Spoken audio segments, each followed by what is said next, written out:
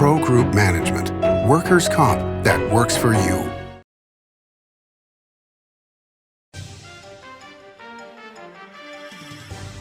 Welcome to Nevada Newsmakers. On the broadcast today, Ray Hagar joins us. He has just been inducted into the Nevada Press Association Hall of Fame, and we are so proud he's here for the whole show on an all-new Nevada Newsmakers. Before the masks, before the distancing, before the world changed, UMC was ready. Our response to COVID-19 began before the crisis did, with our own team of infectious disease experts who've spent their careers planning for this moment. With a pandemic response plan, we'd practiced again and again, and by blazing new trails in large-scale testing, including every patient we admit. Always ready. UMC.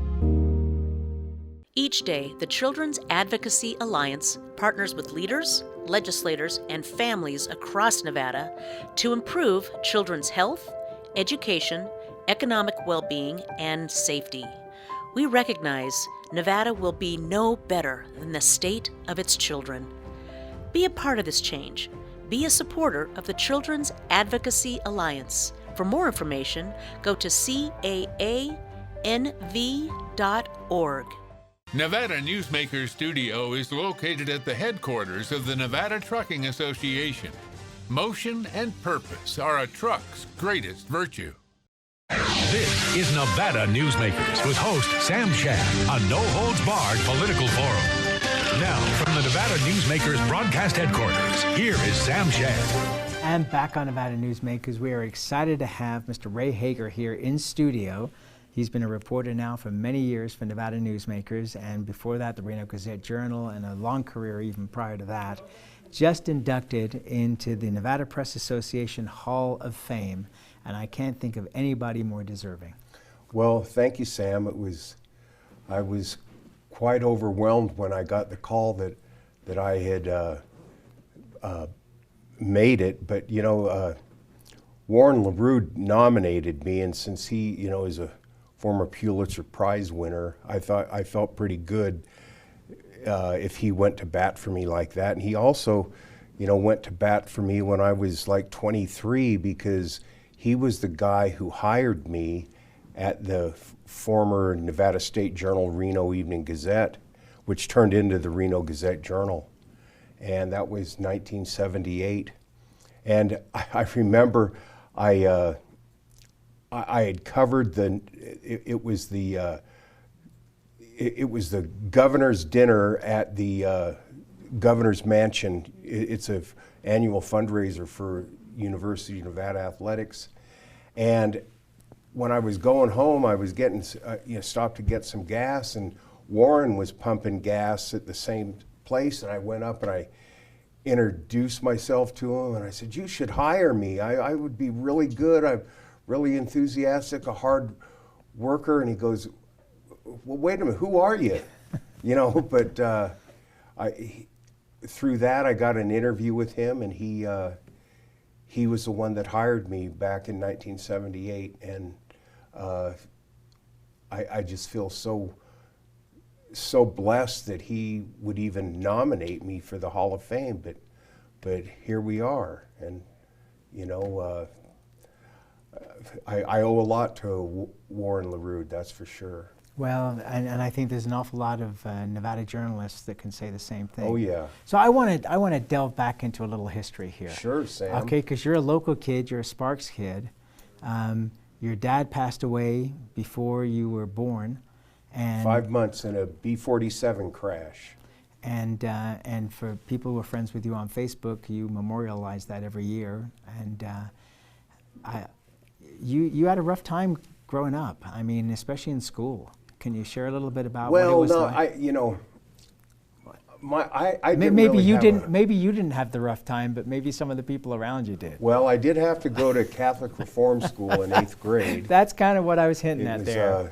It was called Glendale Academy, and you know, I just think it would be what I've thought about doing for many years is going back and finding the kids who I went to Glendale Academy with and see how that impacted their lives, because the school, corporal punishment was a daily right. You know, it's not like schools today. And the diocese, matter of fact, had to shut it down after 3 years just because the punishments, it was the Brothers of the Holy Rosary would give to the kids were kind of, well, you know, crazy for the 60s, but today they'd seem real brutal. But it helped me, you know, it helped me to straighten up. And other than that, you know, I didn't have a dad growing up because he died before I was born. My mom, God bless her, raised my brother and me by herself. And I think she did a pretty good job. She was a wonderful mother and a strong member of the business community. She was the first bank officer in the Reno-Sparks area back in the 60s, and that was tough for a woman to move up the ladder in business back then. So when and how did the idea of being in journalism come about? Well, yeah, it was when I was at Minogue, and I wanted to be a sports writer. Why? And well, because I really love sports. It meant so much to me, and I knew I wasn't going to be in the, you know, pro football or anything like that. So it was a way where I could love what I did.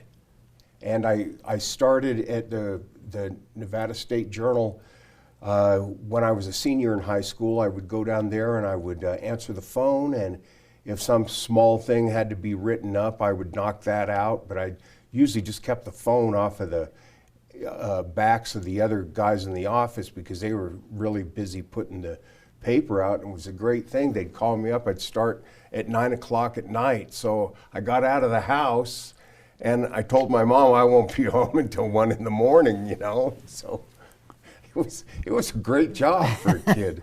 Yeah, that was a perfect situation. And at that point, did you think it was going to turn into a career? Yes, I wanted to be a sports writer, or I was going to be a football coach, and I coached a couple years at Minogue when I was in college, but then I decided, well, what do I want to do? I think I'll go with the journalism, and that's what I did. And you know, 45 years later, here we are today. You know, back then, as you mentioned earlier, you had a morning paper in Reno and an evening paper in Reno, and they were both successful. Does it kind of shock you a little that we don't have a morning and an evening paper, or a couple of dueling morning papers still going on in Northern Nevada when the area's grown so much? And yeah, but you know, the days of having two newspapers in a town are about over. There's just not enough advertising revenue, and there's not enough readership to make two papers profitable. And this was a thing that has been going on since I'd say the late 1970s. Yeah, I mean, look at Dallas, Texas has one newspaper. Really, San Francisco has one newspaper. Seattle, everything has gone to one newspaper now. And then you talk about the evening papers. Well, the evening papers went out of business because of television. Because, you know, instead of coming home from work and sitting down to your evening paper, well, you came home from work and turned on the TV for the 5 o'clock, 6 o'clock news. And the morning papers really got a lift because people wanted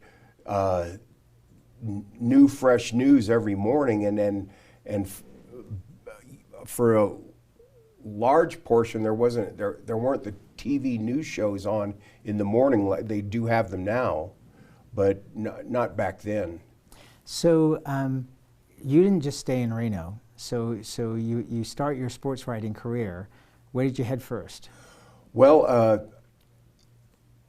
I first started at the Gardnerville Record Courier, and then I went to the Sparks Tribune, and then I went to the Reno Gazette Journal.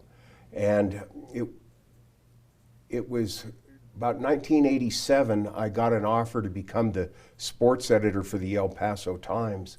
And El Paso is the fourth largest city in Texas, and it was huge compared to Reno. And sports was so important to the community. I went there, and I was there for 6 or 7 years, and then I came back to Reno to be the sports editor at the Reno Gazette-Journal. And it's funny is that here I'd devoted my whole life to sports, and I came back, and Raleigh Melton, of course, a venerable newspaper man in his own right, he took me out to breakfast as soon as I came back, and he said, "Ray, what you got to do, you got to get out of sports." And I go, "I just came back to be the sports editor." He goes, "I know, but as soon as you can, get out of sports." So I was the sports editor for 7 years. I had felt that I had, kept my part of the bargain because they hired me as a sports editor. And after that, I moved to become the bureau chief for the Carson Douglas bureau that we had back then. And then lo and behold, in 2002, there was a special session of the legislature, and nobody wanted to cover it. And so I was the bureau chief, and so I covered it. And from there, they moved me to the political beat, and some years I covered politics, other years I covered education or gaming, but it was always political in nature. And here I am today. So what did you learn from covering sports that helped you to cover all these other areas? Because I think that that's something that's very intriguing to me personally, is that in television news, sports and weather are their own unique little part of the organization. And they have the ability to look at the other parts of the organization and see where things could be done better. Did you have that kind of push from your knowledge of covering sports to bring it into other areas like education and gaming and of course politics? Well, actually, coming from sports was a detriment to me, Sam, is because people, when I came over to news and when I got the politics beat, people were aghast. It says, "You can't give that to Ray. He's just been in sports. That's all he knows is sports." And I had a city editor who had a kind of he really didn't, he didn't think I was going to be any good because, he's a sports guy. How's he going to cover politics? I'll tell you, it was a very steep learning curve, very steep. It was the steepest learning curve that I've ever had in my life. And the first couple of years were very tough. And what made them tougher was my first legislature was 2003, which had to be, it was the longest legislative session of this century, and it was very tough all the way around. Everybody left, and they were all mad at each other. The people were mad at the governor or the majority leader. It was just it was a real tough session for anyone who had gone through it.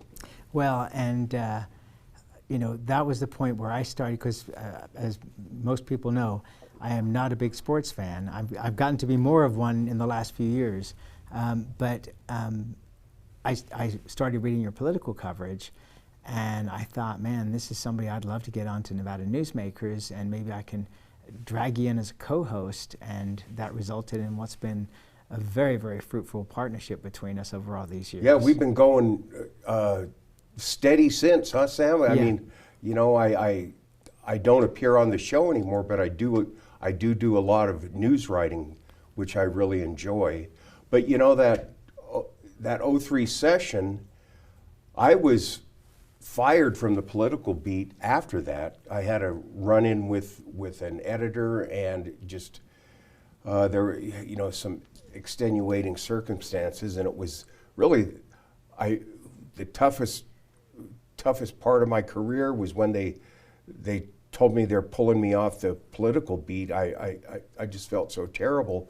But then you came and asked me to help you out with Nevada Newsmakers, and it really did a lot for my psyche that, wow, I'm still in the game, and I got a new challenge here to go on TV, and it worked out great. Oh, no, absolutely. I mean, it was one of the biggest benefits I can even think of for Nevada Newsmakers, to have you and your credibility be on the program.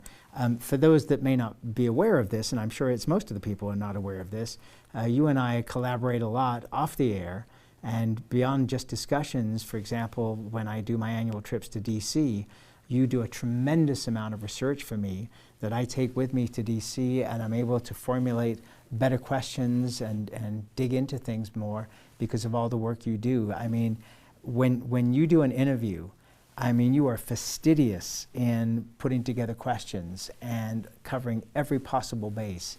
I mean, it's really remarkable, and it's not just 18 minutes on TV, it's a lot of hours of work to go into it. You know, that I love doing the research to come up with the good questions. And I remember one time when we were on the air together, I had done all this research into Kim Wallen, who was the controller, Nevada State Controller at the time, and I found out that there was a lawsuit against her in her office filed by a Army veteran. He was a military veteran. I don't know if, I'm pretty sure it was the Army. And then when we asked her about it, it was like, you know, God bless her, it was like we dropped an anvil on her head, because she did not expect that at all.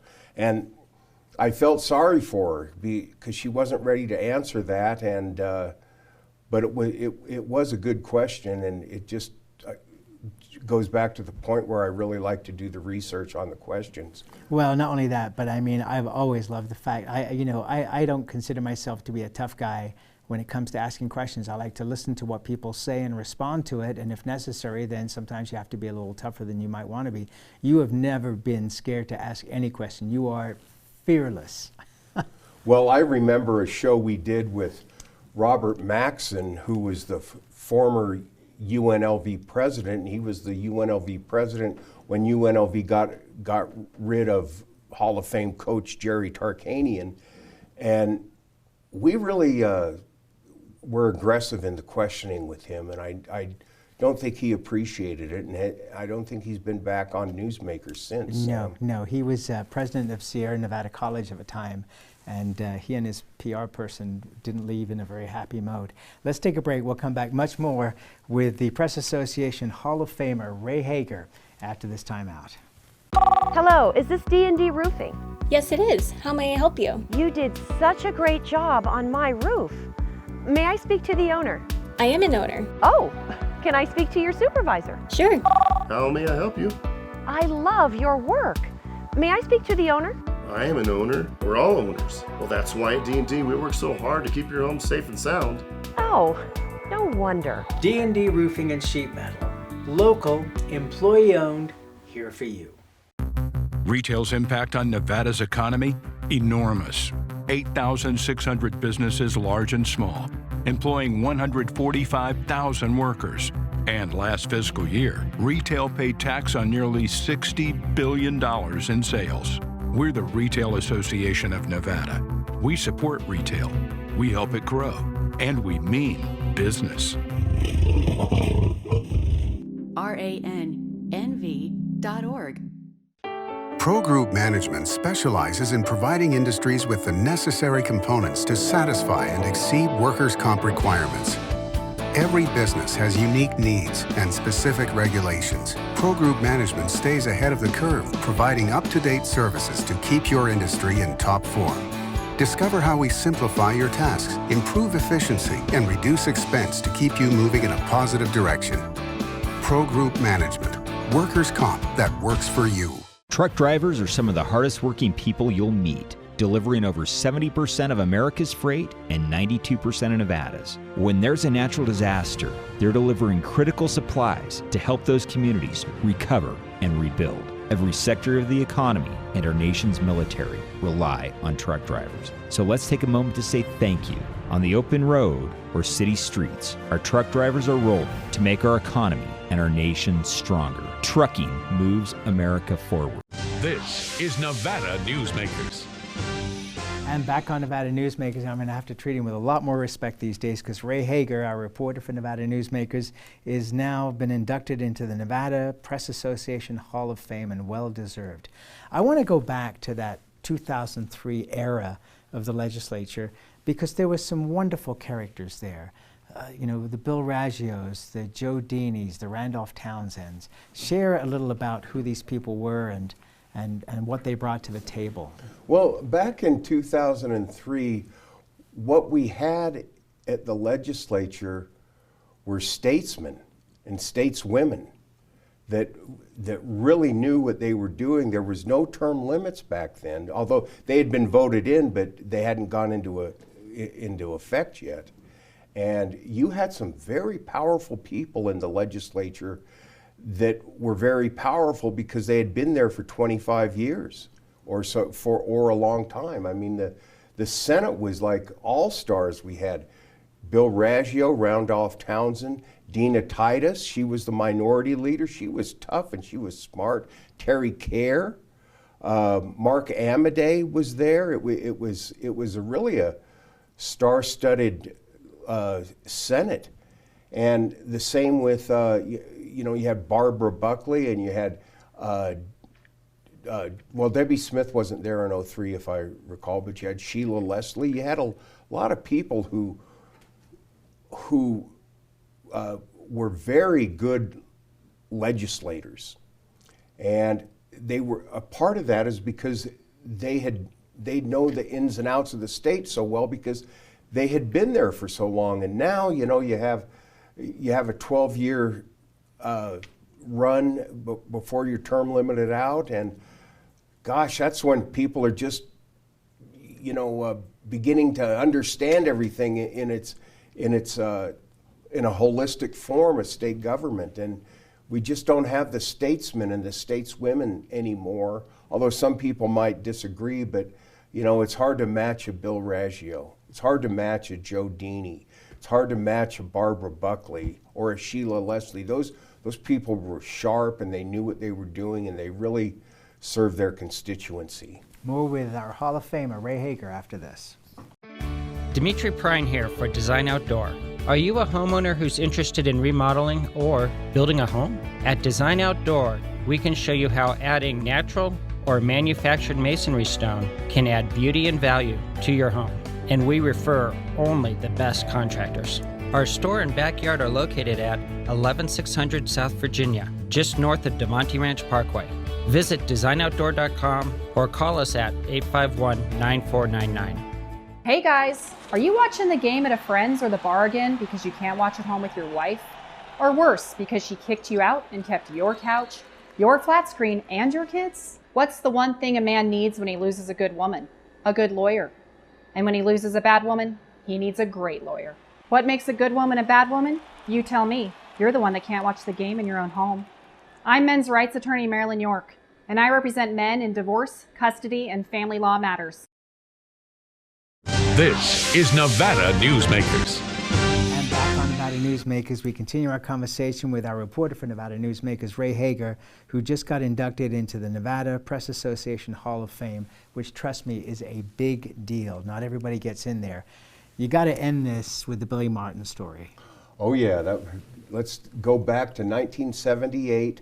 I'd been hired at the Gazette-Journal maybe 5 months before that, and so as a reward, the Billy Martin, who was the manager of the New York Yankees at the time, was coming to Reno to open up for the first game of the Reno Bighorns. He was an old friend of the coach, Bill Musselman, and so Billy Martin came out to Reno, and it was a big deal because Reno was a smaller town, and Billy Martin, as the manager of the New York Yankees, that was like America's team back then.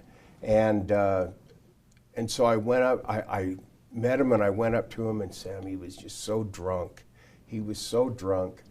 And he was so drunk, I called the office and said, hey, this guy's really hammered. Do you want me to interview him? And they go, well, heck yes. How many times does the manager of the New York Yankees come to Reno? So I hung up the phone, and I found him in a bar that was across the foyer at the convention center. And I started asking some questions, and he was just getting more ticked off. And then he went into a tirade about all the bums that are sports writers, and I was writing that down, and I think I wasn't writing that down because I was a slow writer. I was on what he had said maybe a minute ago, and he tried to grab my notes, and I put them behind my back, and next thing I knew, he punched me in the face. He punched me in the face a couple of times. Oh my goodness, it was a long ordeal for me to deal with that. Eventually, he came back to Reno and apologized, and I got a little bit of money for it. The money, I was kind of stupid. I wanted the apology more than I wanted the money. I was too young to realize a lot of things. But I had to live with that for the rest of my life, that Billy Martin beat the crap out of me in Reno, and it was it was quite an ordeal. Yeah, well, you survived it, and you have been such a big part of this program and continue to be, and we love you, and we're so thrilled that you are now officially in the Nevada Press Association Hall of Fame. Congratulations, and please, many more years for you and I to work together. Yes. Thank you. Thank you. And we'll be right back. Brian Culpa Photography was born in the rolling hills of Massachusetts, and now he can help you experience the stunning beauty of Nevada in a whole new way through the power of flight. Flying has always been a passion for Brian, and at Brian Culpa Photography, he can make your imagination soar. Brian has the creative mind and tools to tell your unique story. Experience the bird's eye view at brianculpaphotography.com.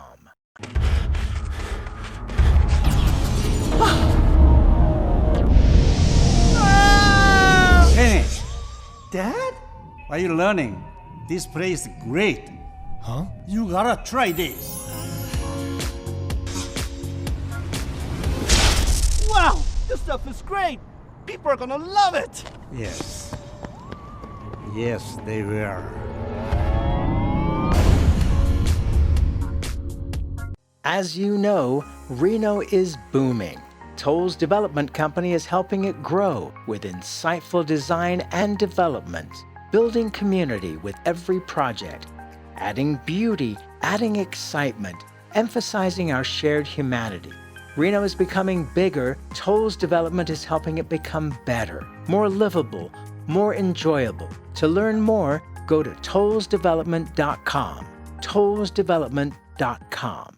Take a look at Pro Group Management and see how your workers' comp requirements can be met head-on. By taking a proactive approach, Pro Group can assure that your company is meeting or exceeding state and federal standards. As you move forward in your industry, Pro Group moves with you, simplifying regulatory tasks, clearing the way so you can get the job done and look to your future success. Pro Group Management, workers' comp that works for you. Watch Nevada Newsmakers on YouTube. You can do that now these days. We'll see you on the next broadcast.